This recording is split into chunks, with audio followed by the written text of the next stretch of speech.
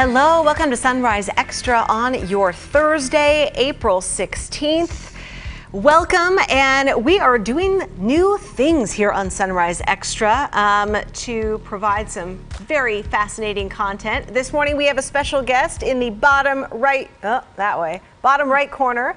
Les Zaitz, a fellow journalist. Good morning to you. He is in Eastern Oregon in Vail this morning, and Les is the publisher and editor of the Malheur Enterprise paper. He's also the founder and editor of the Salem Reporter newspaper. He's a former investigative reporter at the Oregonian.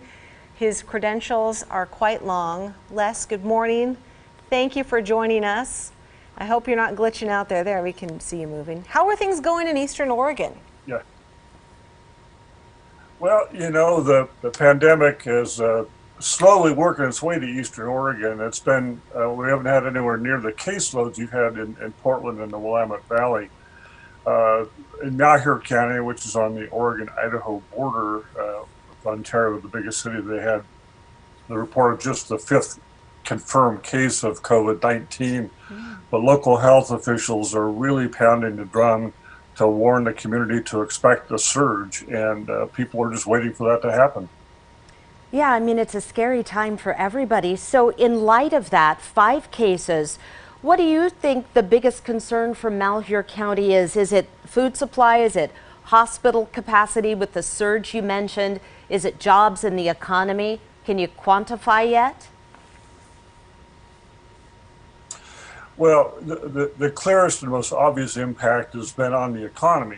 You know, Malheur County is one of the poorest counties in the state of Oregon to start with. And now a lot of businesses have closed. Restaurants that tried to make it with takeout and delivery service couldn't make it. We've still got restaurants open. The hardware stores are busy. The grocery stores are busy. But a lot of people are out of work, and in an area with a weak economy, every dollar of wage is important. So people are getting very anxious. There's a lot of anxiety about what's ahead. And on the medical front, again, people are sort of looking around saying, well, what's the big deal? We don't have hardly any cases. What people don't understand is that the testing for COVID-19 has been very limited in Eastern Oregon, in particular in Malheur County. And so really health officials don't have any good handle on the scope of the infection rate in Eastern Oregon or what's coming. What was the response kind of to the governor's social distancing and stay-at-home orders? I mean, it's obviously, you know, much more spaced out and rural in Eastern Oregon where you don't have, you know, these large crowds. I mean, folks are going to the grocery store and things like that and checking in on each other. But what's kind of been the vibe with the stay-at-home order? Well, there's sort of 2 camps. Number one, you know, Malheur County is a conservative, deeply Republican part of Oregon. There's a lot of antipathy towards Governor Kate Brown. She is not a very popular figure in this territory. So there's a segment of the community that just doesn't trust her and believes that her orders on stay-at-home are some sort of a government effort to control people. But then you have folks, particularly parents of children, who are very concerned that people are not complying with the stay-at-home order. There's constant pleas on social media from parents begging the community to obey and to stay home so that we don't have something sweeping through the younger population here. You know, we've had reports of hairdressers sneaking customers in the back door to take care of haircuts and colorings when they're supposed to be shut. And you know, that sort of a conduct is going to manifest itself, I bet, in that surge that's coming. Let's stay on this theme, Les. This is Drew. I'm actually coming to you from my basement because we are practicing social distancing here on the Sunrise Show and have now for over a month. Can we continue this theme about how people are treating this in Eastern Oregon? Because you talked about the stay-at-home order. What about the push for social distancing? Are people respecting that push for social distancing in Eastern Oregon like they are here? Well, again, Drew, it's a mixed bag. We just did a story for the Malheur Enterprise this week, taking a look at all the local churches, and the pastors and the reverends have been very compliant with the stay-at-home order. They are closing their churches, conducting services as they are in the West Side, remotely as they can. But if you go into the grocery stores, the Albertsons or Walmart, there's still a lot of people running around without masks, with seeming disregard for social distancing. And frankly, one of the hot spots, so to speak, for the social distancing debate in Malheur County are the marijuana dispensaries. Ontario, last year, the local city approved recreational marijuana sales. We have 3 fairly sizable marijuana dispensaries that draw a lot of business from Idaho, because marijuana possession is still illegal in Idaho. And so we have hundreds of people driving into Malheur County from Idaho, clustering outside of these dispensaries to get their products. And city officials have been so concerned that they've threatened to close those dispensaries if they don't start enforcing the social distancing. And the other risk about that traffic from Idaho is Idaho, of course, is one of the last states to impose social distancing, and it has more cases of COVID-19 diagnosed than the state of Oregon. And so, we're not only importing marijuana customers, but we're likely importing the virus. That is a fascinating angle. I remember that headline a couple months ago that said, yeah, some of the highest grossing pot shops are the ones in far eastern Oregon because of the Idaho sales. What about jobs and all the agricultural farms and workers out there? I saw that headline. We did the story on the huge onion crop, millions of dollars that just is now going to waste because of supply chain issues. I mean, you've got people lining up at food banks who need food, but we can't get it to these large grocery stores when they were going to restaurants or smaller farmers markets. What have you been kind of talking to people about? Well, in Malheur County, which is an agricultural county for the most part, the onion industry is king. It's millions and millions of dollars, 20,000 acres planted in onions that get shipped all over the United States, primarily to Chicago, back to the East Coast in New York and Boston. Well, with restaurants closing from border to border, the demand for onions has just dropped through the floor. And so suddenly onion farmers who are just now planting this year's crop have to make some pretty significant guesses and gambles about how much acreage do they plant, how much do they risk in the capital that it takes to plant an onion field. In the meantime, shipments of the onions they have in storage from last season are sitting in warehouses without customers. And we've heard reports of farmers who just didn't bother to package the onions, and they're just plowing them under to use them as fertilizer. So the impact of that in Malheur County will be significant, because you not only have the farm workers and the field hands, but you have packing plants that take the onions and put them in bags and load them on trucks and trains to ship back east. And those jobs are going to start eroding, and they're some of the better paying jobs in Malheur County. So we are far from seeing the worst of the economic downturn in Eastern Oregon. Les, can I take you back for a second to the stay-at-home order that the governor issued? It really caught my ear when you were talking about how people distrust government, especially the Democrats in power in this state. Epidemiologists, science, medical experts have been telling us now for weeks that a virus is a virus is a virus. It doesn't care if you're a Democrat, a Republican, or an independent. Under the right circumstances, it's going to get you and it's going to replicate.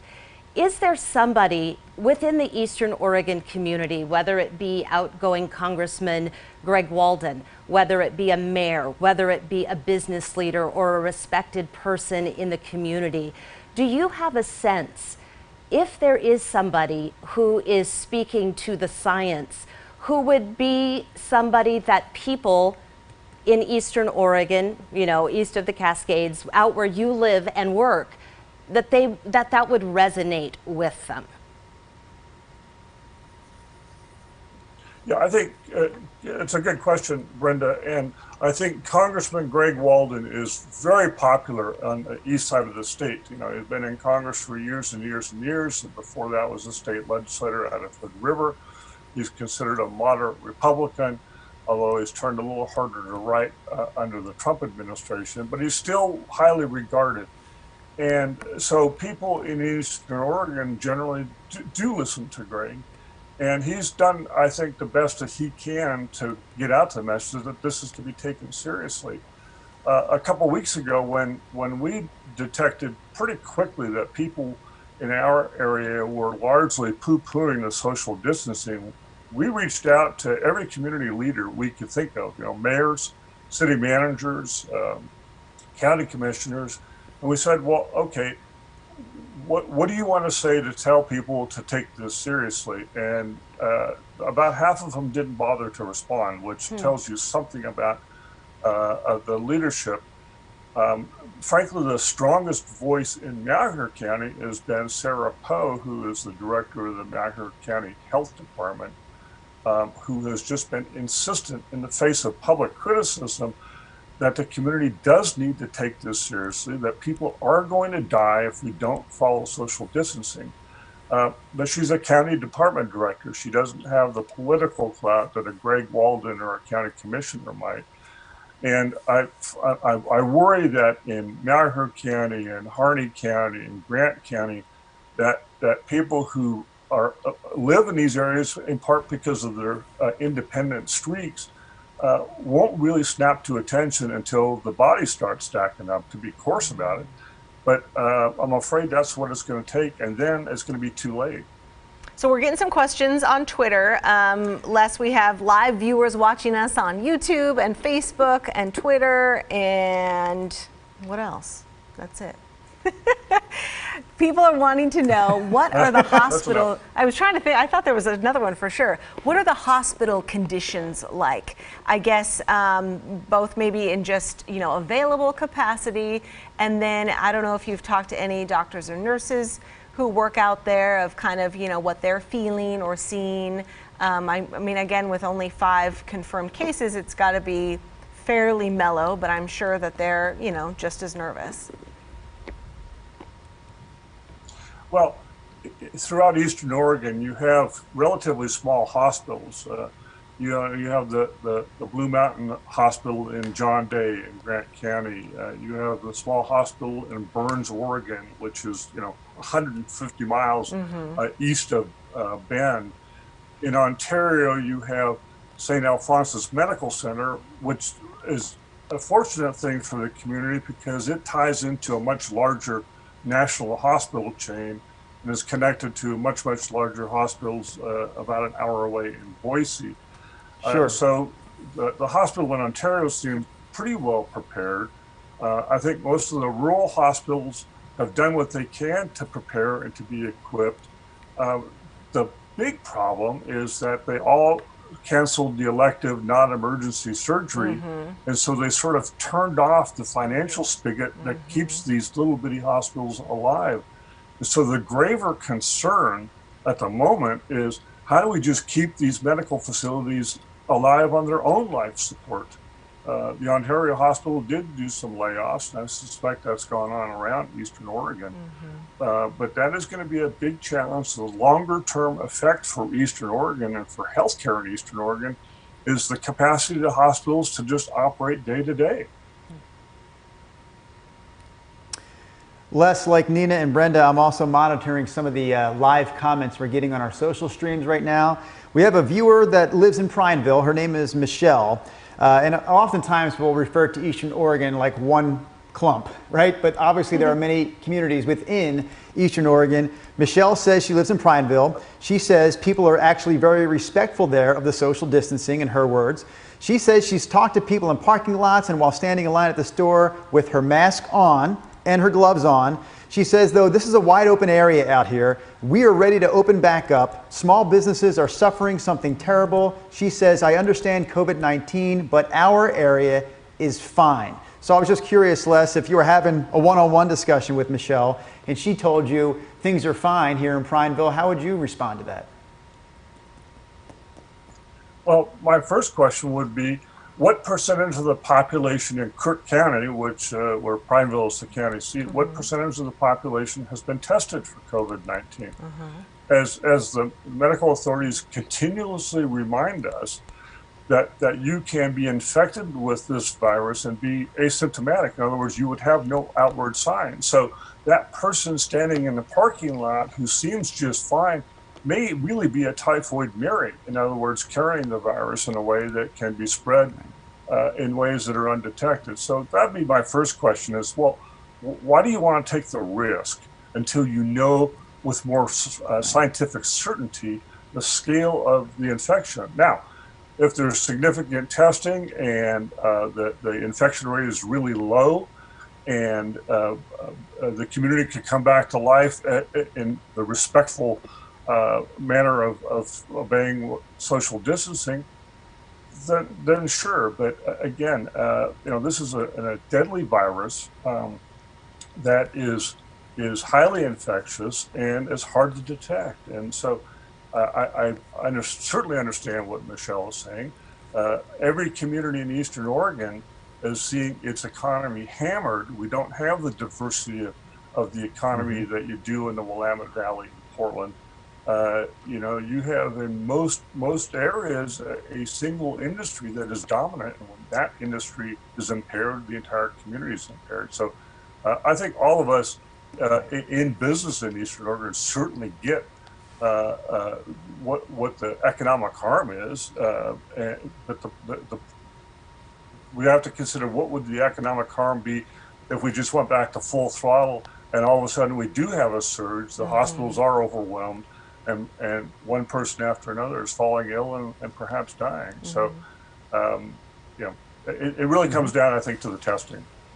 Can we talk shop with you for a second, Les? In the journalism world. So if you guys are just tuning in or watching, Sure. Les Zaitz is a former investigative reporter, longtime reporter with the Oregonian. He is the editor of two newspapers, the Malheur Enterprise. I'm sorry, I just lost and the Salem Reporter. And we just saw, and you probably saw, maybe you still have some colleagues still at the Oregonian. They're going to be doing some furloughs and pay cuts at the Oregonian. We've heard, really bad news from newspapers across the country. Other reporters, going through furlough processes because people have yanked commercials and ads from both print and television because, there's just no customers there. People don't want to spend money. They don't have money to spend. What are you kind of seeing? Are you nervous for journalism now after this? Oh, I'm extremely concerned about where our profession is going. As you note, Nina, papers across Oregon and other news organizations have cut back. They've dropped editions of the week. The newspaper in Ontario, Oregon, that was publishing 5 days a week, has dropped today's edition. It's no longer going to print Thursday, so it's only going to be out 4 days a week. The Bend Bulletin has dropped its Monday paper. The Pendleton newspaper, which was a daily, is going to 3 times a week. As you note, reporters and editors are taking, in some instances, significant pay cuts. They're being told to take unpaid time off.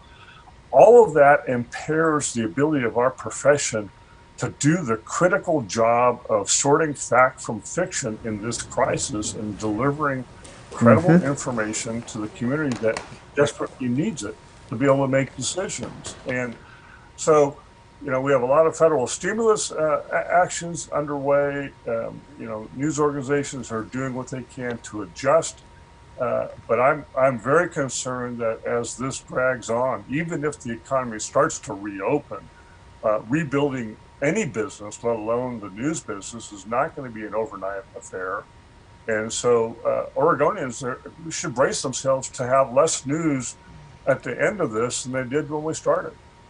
Les, can you tell us, as a person who lives and works in Vail and has a platform to speak to a lot of different people, and a lot of different people speak to you, can you talk to us, those of us who live in this Tri-County area, what do you want us to know about our fellow citizens who live out on the other side of the state? What don't we get? What can we do better to understand each other and kind of bridge this divide that is here in Oregon? We're just a microcosm of what's going on in the rest of the country. Well, this is going to become a 2-hour program, Brenda, to answer that question. But look, the basic difference, and I grew up in the Willamette Valley. I grew up in Kaiser, and I've lived in Eastern Oregon now for a little over 15 years. So, I have a foot in both camps, as it were, and I see the most common problem I see is that people talk past each other. Folks from the West Side impose urban ideals on rural Oregon. Rural Oregon folks are automatically suspicious and sometimes not real happy with folks on the West Side. And so I think a big problem is that people just simply don't listen to each other. They're very good at talking at each other about these very important issues, but they don't listen to each other. And so I think for the benefit of the state as a whole, whether we have a pandemic or not, just having people listen and understand what life is like on each side and the competing and differing social, economic, and political pressures. So that's number one. Number two, I think people in the Valley and in Portland and Salem and Eugene need to understand that just because you live in rural Oregon doesn't mean that you are less educated or less interested in what's going on in the world. I think there sometimes is a stereotype that, it's just the dumb farmer with a stick of wheat in his teeth out there with his ball cap running around on his tractor, and you don't know nothing. Well, that's pretty offensive, and it's also wildly untrue. I mean, there's very smart people in Eastern Oregon, very effective leaders. Cliff Bentz, an attorney in Ontario who was a state representative and then a state senator and now running for Greg Walden's seat, has proven himself to be one of the most effective Republican leaders in the state, that he understood how to work with the Democratic majority in a way that benefited Malheur County. So I would encourage people on the West Side to when the green light comes on, to get out of the city, get out of the valley, and go roam around Eastern Oregon. You'll be delighted with the caring people that you will find, the people who will be interested in you if you're interested in them, and understand that the solutions to some of our statewide issues that might work in Canby or Wilsonville or Hillsborough don't work in Baker City or Lakeview or Burns. And I think there needs to be a respect that sometimes a solution needs to be bifurcated, that there's two solutions to the same problem. Well said. Les Zaitz, thank you so much for coming on. We have run out of time, but this was so insightful to see, just another pocket of our state and how we're all kind of getting through this pandemic together. We really appreciate you coming on. That was excellent. All right, you guys, we will see you tomorrow on Friday for Sunrise Extra. Bye.